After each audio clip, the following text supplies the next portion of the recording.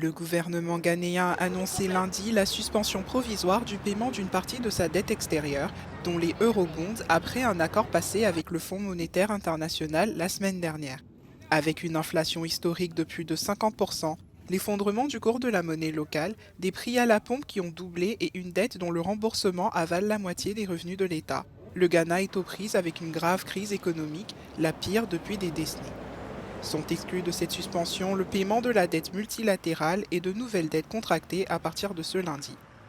Il y a quelques années encore, le Ghana était cité en exemple en Afrique pour ses taux de croissance élevés, sa production pétrolière en hausse et un très fort intérêt des investisseurs. Mais à l'instar d'une grande partie des pays du continent africain, le Ghana a eu du mal à se relever du ralentissement provoqué par la pandémie de Covid-19 avant d'être brusquement touché par les retombées économiques de la guerre en Ukraine. Nombre de Ghanéens craignent qu'avec cet accord, le gouvernement ne soit forcé d'imposer de nouvelles mesures d'austérité qui accableraient un peu plus la population.